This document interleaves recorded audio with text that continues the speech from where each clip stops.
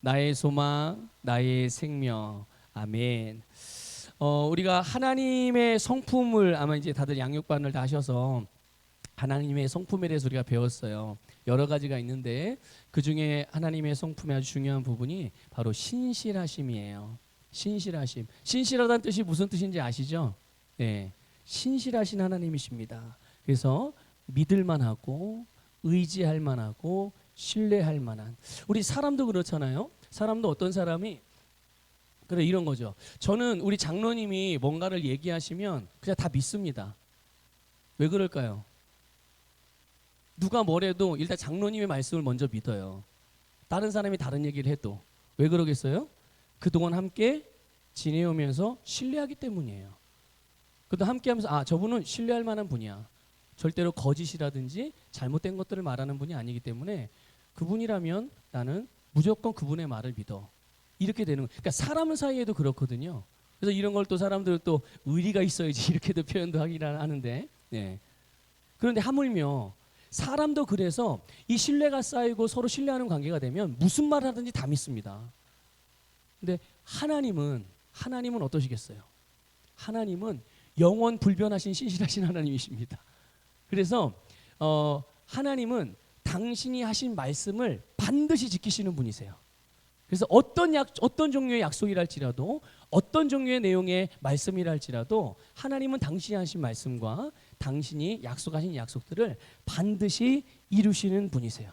그러니까 이 하나님은 이 하나님의 신실하신 성품을 따라서 또한 행하세요. 그 신실하신 성품만 가지고만 있는 게 아니라 항상 하나님의 행하심의 그 역사의 그 배경에는 항상 신실하심이 녹아져 있는 거예요. 그래서 우리는 이 하나님께서 우리에게 하나님의 신실하신 이 성품들을 어떻게 나타내셨는지를 우리는 확인할 수 있는 부분이 있어요. 그게 뭐냐면 바로 하나님이 우리에게 말씀을 주셨다는 사실이에요. 이 말씀을 구약 성경에는 약속이라는 말씀으로도 표현되어져 있어요. 같은 의미예요. 약속, 말씀, 계명, 율례, 율법 다 같은 의미의 말씀이거든요. 네. 그러니까 하나님은 말씀을 주심을 통하여 그 말씀을 주셨고 그 주신 말씀 하나님 입장에서 표현하면 제가 감히 그렇게 표현하기는 좀 송구스럽지만 그래도 표현해 보면 하나님 자신이 하신 말씀에 대하여서 반드시 이루시는 분이세요. 그러니까 우리가 하나님의 신실하심을 어떻게 알겠어요? 하나님의 신실하신 걸 느끼세요? 아니요, 우리는 그걸 느껴서 아는 게 아니에요. 하나님이 하신 말씀을 보고 그 말씀이 이루어졌는지 이루어지지 않았는지 그거를 보고 아는 거예요. 그러니까 우리는 하나님의 신실하심, 하나님께서 우리에게 나는 신실한 하나님이다라는 것들을 보여주시는 증거가 바로 하나님께서 하신 말씀을 반드시 이루시는 것이죠. 약속을 지키시는 거예요. 여러분, 하나님은 우리에게 말씀을 주셨고 그 말씀을 지키시는 분임을 믿으시기를 주님의 이름으로 축복합니다. 그래서 하나님은요, 창조 이래로 단 한 번도 하나님께서 말씀으로 하셨던 약속들을 이루지 않으신 적이 없어요. 단 한 번도 변개함이 없으셨어요. 모든 것을 말씀하신 대로 이루셨죠. 오늘 우리가 읽은 시편 본문에서 사실 시편 119편은 정말 말씀에 대한 시편이에요. 그러니까 성경에서 가장 긴 성경, 가장 절수가 많은 성경이 이 시편 119편이거든요. 그런데 이 119편 전체가 하나님의 말씀에 대한 내용이에요. 말씀에 대한 고백, 말씀이 어떻게 이루어지고 말씀이 주는 유익이 무엇이며 말씀의 능력 다 말씀에 대한 거거든요. 자, 그런데 이 시편 기자가 주의 종에게 하신 말씀을 기억해 주시옵소서 이렇게 기도하고 있어요. 하나님께서 나에게 주신 말씀 기억해 주세요. 나에게 해주신 약속 기억해 주세요. 기억해 주세요. 이렇게 기도하고 있는 거예요. 여러분, 우리가 하나님의 말씀, 하나님이 하신 약속을 정말 늘 항상 하나님의 말씀 우리가 붙들어야 되겠지만 정말 하나님의 말씀을 붙들어야 되는 때가 있어요. 언제일까요? 언제 정말 이건 정말 반드시 말씀을 붙들어야 돼. 언제 더 붙들어야 될까요? 바로 고난 중에 있을 때예요. 내가 어려움을 당할 때, 내 마음이 흔들리고 어둠이 찾아오고 불안하고 두려움이 갑자기 찾아온다든지 그럴 때 그때는 더더욱 말씀을 붙들어야 돼요. 그런데 희한하게 사람이요. 그러면 말씀을 붙드는 게 아니라 습관적으로 뭐부터 생각해요? 자기 자신의 부족함과 연약함부터 생각하고 자기가 처한 환경부터 생각하고 사람부터 생각하고 이런 거부터 생각해서 뭐 감정적으로 침체에 빠진다든지 아니면 엄한 데 가서 돌아다닌다든지 도움을 얻기 위해서 위로를 받기 위해서. 그런데 정말 우리가 말씀을 붙들어야 되고 말씀에 집중하고 말씀에 귀 기울여야 되는 때가 언제냐? 바로 우리가 어두운 삶의 환경을 만났을 때예요. 그럴 때 우리는 더욱더 하나님의 말씀에 집중해야 되죠. 오늘 시편 기자가 기록하고 이 고백하는 기도했던 이 기도의 내용이 고백이 바로 시편 기자의 상황을 배경으로 한 거예요. 여러 가지 조롱과 핍박과 말씀을 따르면 따를수록 자꾸만 힘든 일이 더 생겨. 그러니까 그거를 바라보는 옆에 있는 사람들이 뭐라고 얘기할까요? 하나님이 어딨어? 네가 백날 그렇게 살아봐라. 백날 그렇게 찢어지게 가난하게 살지. 네가 예수 믿어봐라. 맨날 그렇게 아프고 빌빌거리고 살지. 이런 소리를 계속 듣게 되는 거예요. 그런데 어떤 사람들은 그런 가운데 그래 그렇게 조롱받고 무시당하느니 그냥 평범하게 살자 이런 태도를 취하는 사람도 있고. 근데 시편 기자는 달랐죠. 오늘 우리가 읽은 이 시편의 기자는 오히려 그때 하나님의 말씀을 붙들었어요. 그런데 그 말씀이 어떤 말씀입니까? 나에게 주신 말씀, 나에게 주셨던 말씀을 붙드는 것을 볼 수가 있어요. 여러분, 하나님께서 우리에게든 또 우리의 세상에든 하나님께서 하실 일들을 말씀해 주세요. 여러분, 창세기 6장에 보면 하나님이 당시의 세상에 노아가 살던 노아의 세상에 하나님이 하실 일을 노아에게 말씀해 주셨어요. 온 땅이 죄악으로 가득하고 사람들이 부패하고 타락의 끝을 달리고 있었습니다. 그래서 하나님이 물로 심판하실 거라는 계획을 가지고 그런 이제 심판에 대한 하나님의 공의로 심판을 하시기 위한 준비를 하고 계셨어요. 그런데 그 일에 대하여 노아에게 말씀해 주셨어요. 노아는 그러나 그 많은 당대 많은 사람들 가운데 유일한 의인이었어요. 유일한 의인. 그래서 하나님이 심판하실 때 의인과 죄인을 함께 심판하는 것은 공의의 하나님이 아닌 거예요. 공의의 성품에 합하지가 않는 거죠. 그러니까 당연히 의인은 어떻게 돼야 돼요? 구원받아야 되는 거예요. 하나님께서 그래서 당대의 의인이었던 노아에게 구원해 주시겠다는 말씀을 해주셨어요. 그러니까 노아의 세상에 대해서 하나님의 심판을 말씀하셨고, 그리고 그 심판 중에서 심판 가운데 하나님이 노아와 노아의 가정을 구원할 것이라는 약속의 말씀을 주셨습니다. 얼마 지나지 않아서 어떤 일이 벌어졌습니까? 정말 하나님이 노아에게 말씀하신 대로 심판이 임했고 하늘에서 비가 내리기 시작하더니 비가 멈추지 않는 거예요. 얼마 전에 우리도 비 때문에 굉장히 어려움을 당한 사람들 많이 있잖아요. 그런 거하고는 비교가 안 되는 거예요. 세상이 다 덮일 만큼 그런 비니까요. 그래서 물로 심판하는. 자, 그러면 한번 생각해 보세요. 그렇게 비가 진짜 뭐 하늘에 문이 열려가지고 막 누군가가 막 비를 쏟아붓듯이 그런 시간이 한 번도 멈추지 않고 40일 동안 계속했다고 생각을 해보세요. 이건 보통 일이 아니죠. 그 가운데 있었던 노아. 그럼 노아는 그 비가 내리는데 혼자 비를 안 맞고 그냥 있었나요? 아니에요. 심판은 누구에게나 두려워할 만한 일인 거예요. 그러나 그 가운데서 노아는 구원받았다는 것을 여러분들 믿으시기를 주님의 이름으로 축복합니다. 누구에게나 심판이 임하지만 그 심판 가운데 의인은 구원을 받게 되는 거예요. 하나님께서 그들에게 말씀해 주시고 그들을 구원해 주셨어요. 여러분, 아브라함의 경우도 마찬가지죠. 아브라함 개인뿐만 아니라 그의 후손들과 온 세상에 대한 내용들로 하나님께서 약속의 말씀을 주셨어요. 자식이 없던 그에게 아브라함의 가장 큰 바램, 가장 큰 소망, 가장 큰 소원이 뭐였어요? 자식을 갖는 거예요. 그것도 자식도 아들을 낳는 거예요. 아들을. 예. 오늘 차량 운행하면서 우리 권사님들하고 자녀 낳는 거 이런 거 그 자녀들에 대해서 또 뭐 결혼 이야기, 아이들 이야기 이렇게 잠깐 하면서 나눴는데, 그래도 우리 권사님들은 그래도 내 자식이 아들을 낳았으면 좋겠나 봐요. 저는 개인적으로 딸을 낳는 게 좀 좋은 것 같아요. 저는 아들이 둘이 있지만, 예. 뭐 더 이상은 이제 낳을 수 없는 상황이라 더 이상 낳을 수는 없지만, 어쨌든 이 아브라함은 아들을 낳는 게 그의 인생의 최고의 소원이었어요. 그런데 하나님이 그 마음을 아시고 그의 소원을 응답해 주셨죠. 하나님께서 그에게 아들을 주시겠다고 그런데 그거는 단순히 아브라함 개인에 대한 어떤 하나님의 약속의 말씀뿐만이 아니라 그 후손을 통해서, 후손이 아브라함에게서 시작된 그 아들 씨, 하나님이 주신 약속의 씨를 시작으로 그의 후손들이 하늘의 별과 같이 땅의 모래알 같이 많아질 것이고, 그리고 내 후손을 통해서 세상이 복을 받으리라. 그 씨에서 예수 그리스도가 탄생하셨다는 것을 믿으시길 바랍니다.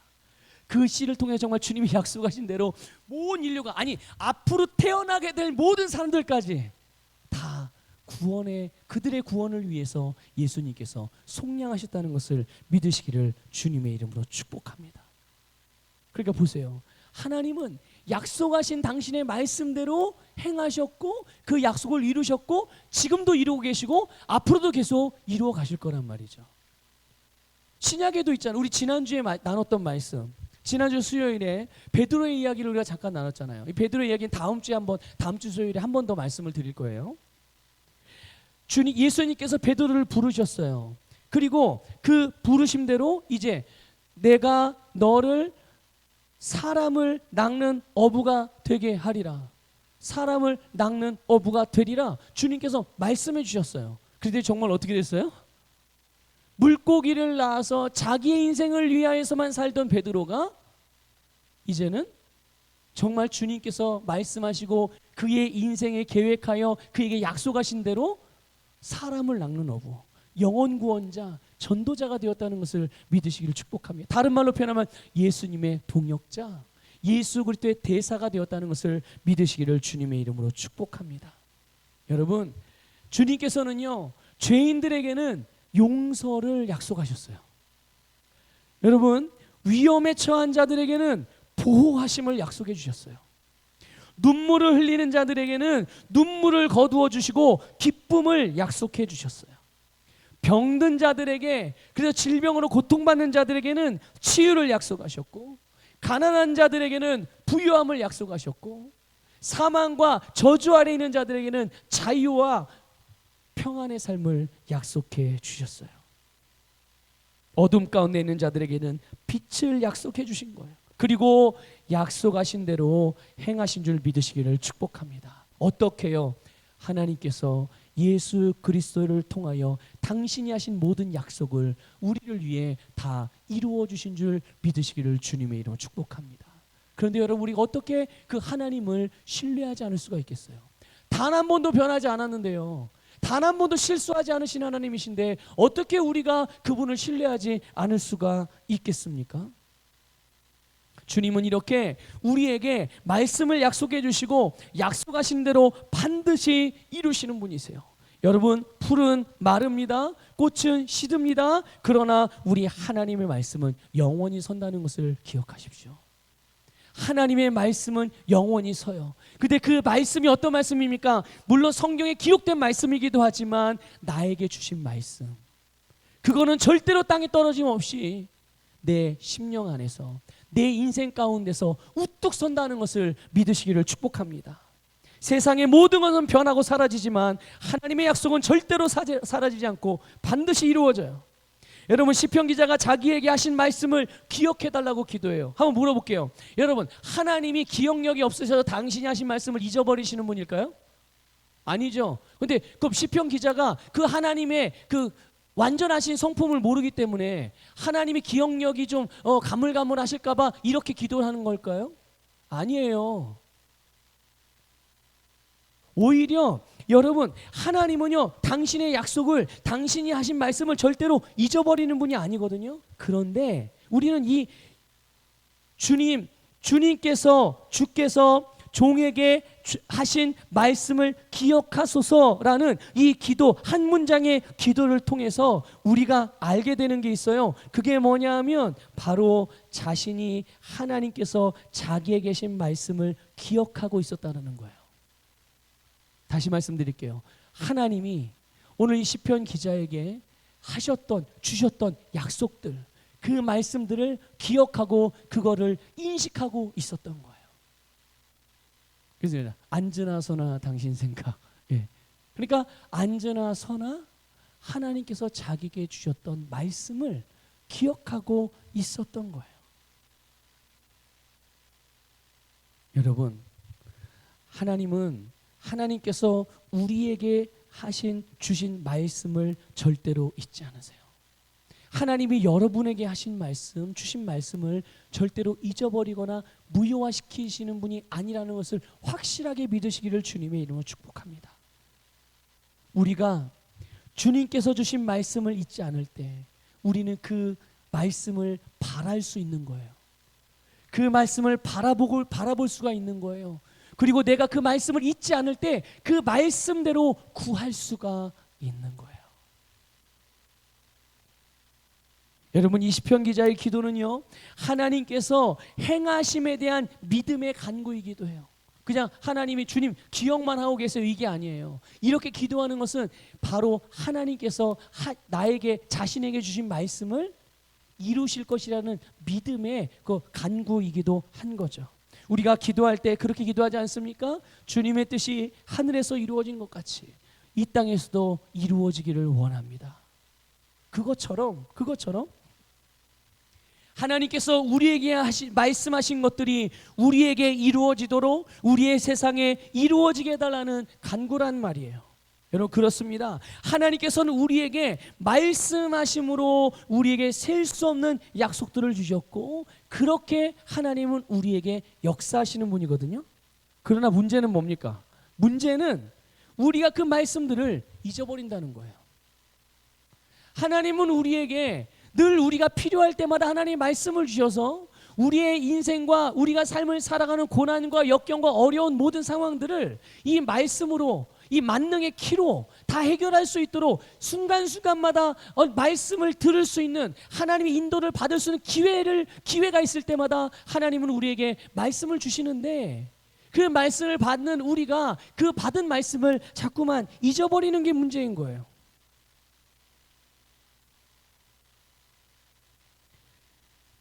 그래서 삶에서 어떤 장애물들을 만날 때 그것들로 인하여 흔들리고 의심하고 실망하고 때로는 스스로 믿음을 무효화시키는 생각들, 또 그런 말들을 쏟아내는 경우들이 있어요.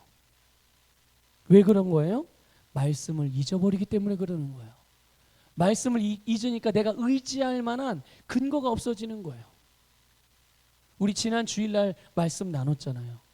우리의 모든 확신과 믿음의 근거가 무엇입니까? 우리가 행한 어떤 일들에 대한 성과가 아니에요. 내가 어떤 일들에 대한 어떤 자부심, 그런 게 아니에요. 우리 안에서 착한 일을 시작하신 하나님께서 예수님이 다시 오시는 그날까지 주님께서 나에게 약속하시고 계획하신 모든 것이 다 이루기까지 우리와 함께 하시며 그 일들을 완성하신다라는 바로 주님께 있는 거거든요. 그분이 우리의 믿음의 근거인 거고, 우리가 확신에 흔들리지 않고 확신할 수 있는 그런 바탕인 줄 믿으시기를 주님의 이름으로 축복합니다. 여러분, 주님의 말씀을 잊어버리지 마십시오. 하나님께서 매 순간순간마다 여러분들에게 알게 하시고 깨닫게 하시는 말씀들, 그것은 내가 오늘 경험하고 있는 모든 삶의 문제들에 대한 해답이라는 걸 아셔야 돼요. 그러면 하나님으로부터 내가 키를 받았으면 맞는 자물쇠를 찾아서 열어야 될 거 아니겠어요? 그렇죠? 말씀을 들을 때 그냥 그런가 보다, 좋은 말씀이다, 은혜됐다 이러고 끝날 게 아니라 내게 주신 말씀, 깨닫게 된 말씀을 오늘 지금 하나님께서 나에게 맞는 키로 주셨으니 그 키를 가지고 내가 그 키와 맞는 자물쇠를 찾아서 내 삶의 영역들에 그 말씀의 키를 꽂고 돌려야 그 삶의 문제들을 하나하나 극복하고 다스려가고 변화시킬 수 있는 거예요. 여러분, 말씀을 잊지 말고 말씀으로 여러분의 삶을 다스려 가시기를 주님의 이름으로 축복합니다. 오늘 또 시편 기자는 주님의 말씀이 자기 자신에게 소망을 가지게 했음을 고백해요. 뭐가 소망을 가지게 했다고요? 네, 말씀이요. 여러분, 소망이 뭐죠? 소망은 정 말 그대로 우리가 바라는 거예요. 내가 영인 내가 진짜 원하는 것, 그리고 우리가 바라보고 있는 것, 그리고 우리가 추구하는 것, 그것이 소망이거든요. 그런데 이 소망이 놀라운 힘이 있는 거는요, 참된 소망은 우리에게 힘을 줍니다. 우리에게 용기를 주고 인내할 수 있게 만들어줘요. 그런데 그 참된 소망이 뭐냐? 오늘 시편 기자는 그것이 바로 주님의 말씀이라는 거예요. 그러니까 지금 보세요. 이 시편 기자가 원하는 게 뭐예요? 하나님께서 자기에게 주신 말씀, 그게 자기가 원하는 거예요. 그가 바라는 게 뭐예요? 그 말씀이 그대로 이루어지는 거예요. 그리고 그가 바라보고 있는 게 뭡니까? 말씀이 이루어진 결과를 보고 있는 거예요. 그가 추구하는 삶이 뭡니까? 하나님께서 자신에게 말씀해 주신 그런 삶이 계속되는 것을 추구하는 거예요. 그러니까 그것이, 그 말씀이 이 시편 기자의 소망이 되니 결국 그 말씀이 시편 기자의 삶의 현재와 미래가 되는 거예요. 여러분, 오늘 우리의 삶의 현재와 미래, 그게 어디에 있을까요? 바로 주님의 말씀에 있음을 믿으시기를 축복합니다. 우리 그 새벽마다 말씀의 실제로 우리가 말씀을 나누잖아요. 말씀의 실제가 뭡니까? 그게 바로 오늘 우리의 현재 아니겠어요? 말씀이 곧 우리의 현재고 말씀이 곧 우리의 미래라는 것을 여러분들 기억하셔서 말씀으로 여러분의 인생을 지어가시고 말씀을 통해 소망하시기를 주님의 이름으로 축복합니다. 하나님께서요, 우리가 이 세상에 살아가면서 만날 수 있는 모든 문제들, 그런 상황들에 대하여 그 해답을 말씀으로 주시거든요. 그렇기 때문에 우리는 주님께서 우리에게 이 말씀해 주신 것들을 반드시 기억하고 또 그 말씀을 원하고 그 말씀을 바라고 그 말씀을 바라보고 그 말씀을 인내로 결실해야 되는 거예요. 그러나 여러분, 만일 우리가 바라고 원하는 것들, 또 우리가 추구하는 그런 추구함들이 주님의 말씀이 아니고 세상의 것이라면, 또는 어떤 자기중심적인 마음에서 나온 욕심을 자기의 소망으로 두고 붙들고 살아간다면, 여러분, 그것은 헛된 소망이라는 것을 아셔야 해요. 헛된 소망이 뭡니까? 열매가 없는, 아무리가 우리가 원하고 바란다고 해도 그건 참된 소망이 아니기 때문에 그냥 뜬구름 잡는 거예요. 없어지는 거죠. 우리에게 영원히 남지 않는다는 것을 아셔야 해요. 그러니까 여러분이 뭔가를 행할 때, 뭔가를 바랄 때 이것이 영원한 것인지 아닌 것인지를 한 번만 생각해 봐도 내가 이거를 붙들어야 되는지 빨리 놔야 되는지를 알 수가 있어요. 이게 영원한 것인가? 영원히 남는 것인가? 이렇게 표현될 수도 있겠죠. 하나님이 기억하시는 것인가? 하나님이 기뻐하시는 것인가? 여러분, 하나님께 기억되는 것, 하나님께 인정받는 것, 하나님을 기쁘시게 하는 것, 그것이 무엇이 성경은 분명하게 우리에게 말씀해 주고 있어요. 그게 뭐냐? 믿음으로 하는 거예요. 믿음만이 하나님을 기쁘시게 해요. 하나님을 기쁘시게 한다는 것은 그것이 곧 영원한 것이고요, 영원히 하나님께 기억에 남는다는 것이고 영원한 세계에 남는 거예요. 우리가 믿음으로 행하는 것들이 결국은 하나님께 영원히 기억되고 하나님을 기쁘시게 할 것뿐만 아니라 그것이 영원히 남는 것임을 믿으시기를 주님의 이름으로 축복합니다. 그러니까 여러분, 우리의 삶에서 영원히 남는 믿음으로 따라가서 살아가야 될 게 무엇이겠어요? 바로 말씀인 거예요. 말씀이 영원한 것이니까. 자, 주님께서 우리에게 주신 말씀들 여러분 기억하고 계십니까? 여러분, 하나님이 나에게, 여러분 각자에게 주신 말씀들을 기억하고 있으세요? 그리고 그것을 원하고 바라보면서 그것들이 이루어지기를 기도하고 계십니까? 우리가 똑같이 기도를 해도 내가 어려운 상황에서 주님, 나 어려운 상황에 처해서 구원 좀 해주세요, 이렇게 기도할 수도 있죠. 그런데 내가 어려운 상황에 처했을 때 주님께서 나에게 주신 말씀이 뭐였던가를 기억해 보세요. 내가 너를 구원하리라, 내가 너와 함께하리라. 분명히 하나님이 우리 각자에게 말씀을 주셨을 거란 말이죠. 그런데 우리가 그 말씀을 잊으니, 말씀은 그냥 아예 생각도 못하고 그냥 나 어려운 상황에 빨리 빠져나오게 해주세요, 이렇게만 기도하고 있으면 여러분, 우리는 더 성숙해야 되는 거예요. 더 성숙해야 되는 거예요. 우리가 어떻게 더 강력한 기도를 할 수가 있겠습니까? 말씀으로 기도하는 거예요. 하나님께서 나에게 주신 말씀.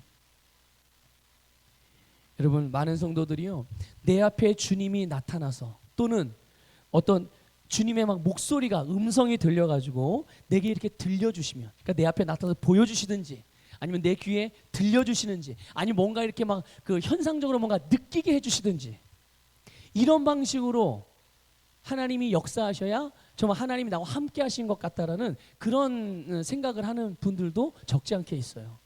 마치 하나님이 우리가 좀 전에 봤던 것처럼, 노아에게 말씀하셨던 것처럼, 아브라함에게 말씀하셨던 것처럼, 베드로에게 예수님이 말씀하셨던, 그렇게 그냥 직접적으로 뭔가 나에게 이렇게 감각으로 느낄 수 있는 모습으로 하나님이 나에게 말씀해 주셔. 그러면 그래, 주님이 나에게 말씀하셨지, 주님이 나를 인도하셨지, 이런 건 인정을 하겠다는 거죠.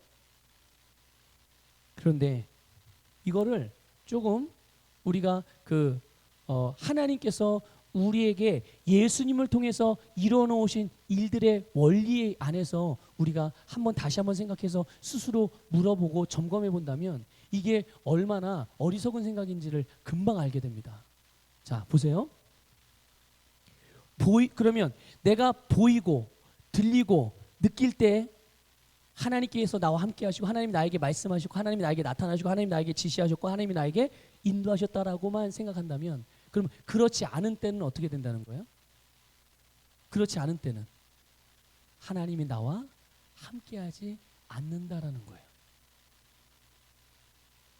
그러니까 나는 평소에 살 때 하나님이 음성을 주시고 뭔가를 느끼게 해줘야 하나님이 오늘 나에게 은혜를 주신 것이고 말씀하신 것이고, 그냥 하나님이 나에게 뭔가를 이렇게 역사를 하신 거지, 은혜를 주신 거지, 아무것도 느끼지 못하고 뭐 이렇게 들리지 않고 보여지지 않았으면 그냥 뭐 이러고 가는 거죠.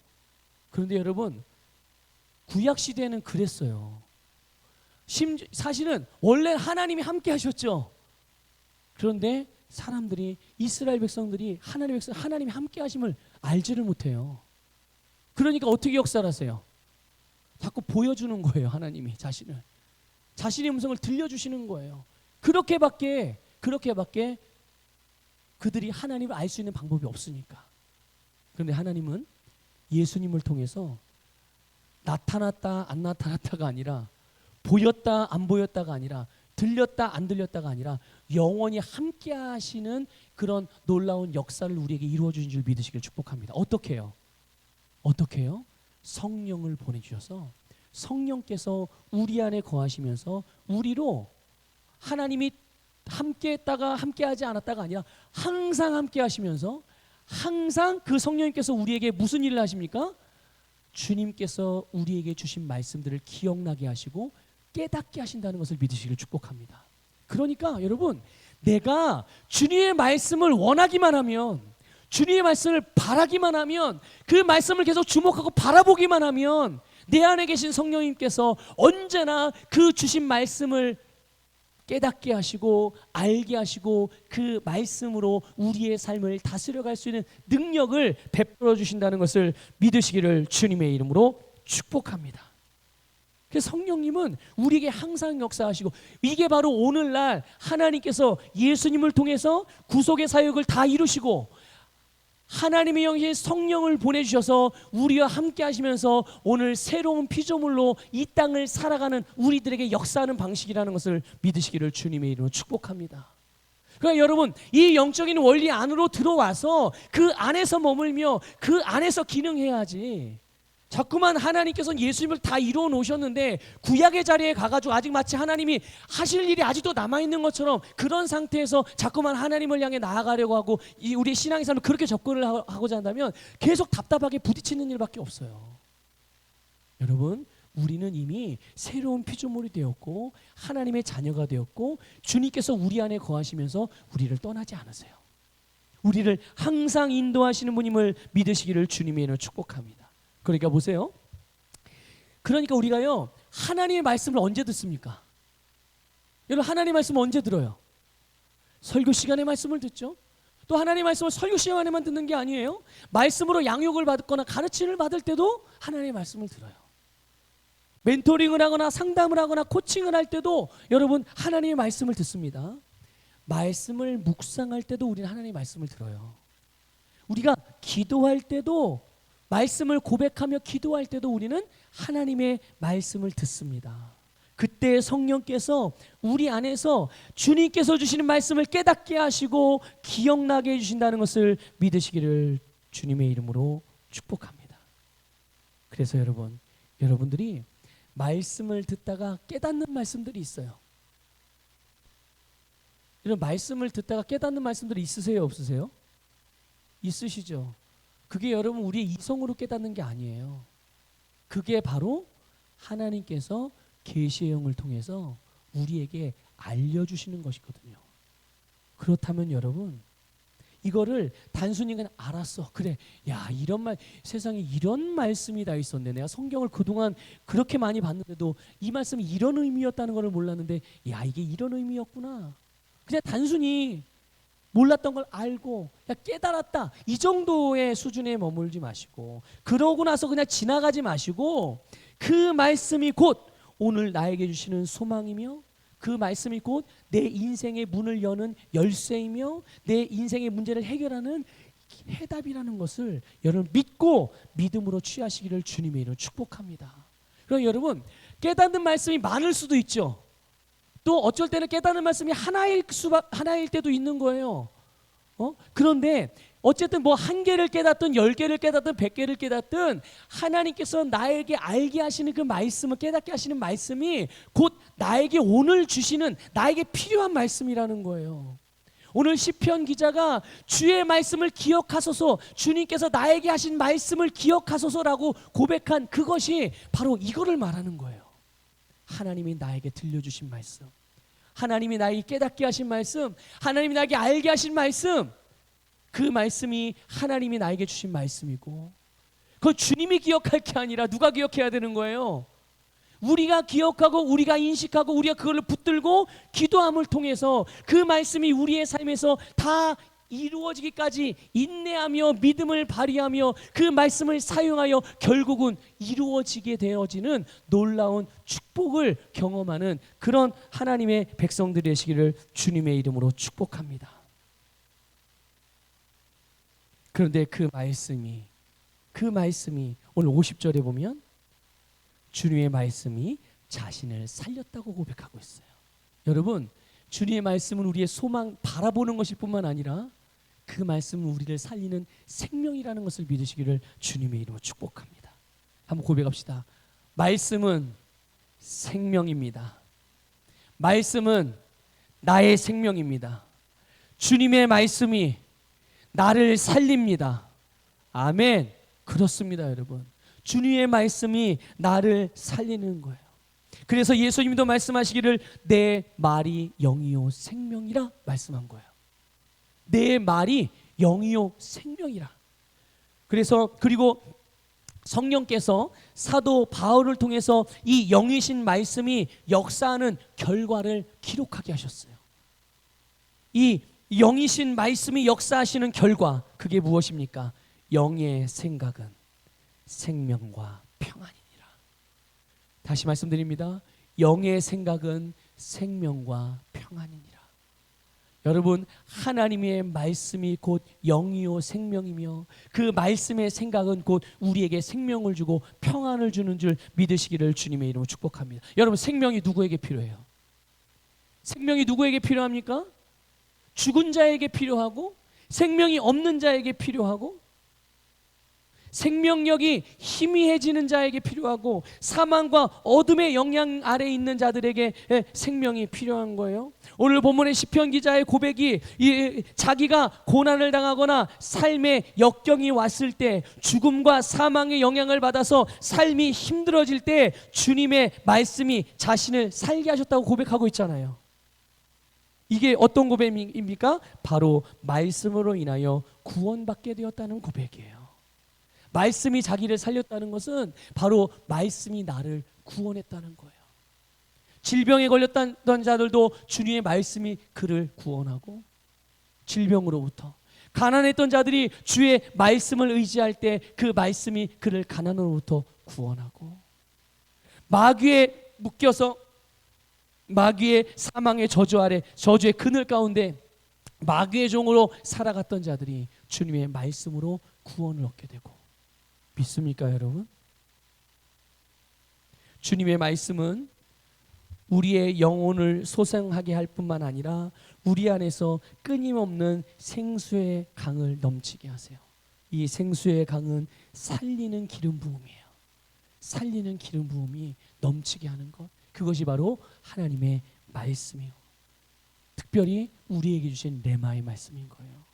깨닫게 해주신 말씀, 나에게 알게 하신 말씀, 나에게 들려주신 그 말씀이 결국 우리의 심령에서 생수의 강, 살리는 기름 부음이 넘치게 하는 능력임을 믿으시기를 주님의 이름으로 축복합니다. 그래서 주님의 말씀이 생명이며 살아있기 때문에 침체된 영혼이든 낙심한 마음을 가진 자든 병든 몸, 상한 마음, 흔들리며 갈등하는 가정에 있는 불안한 사업이나 직장생활, 모든 것에 생명력을 불어 넣어 주셔서 살려주시는 거예요.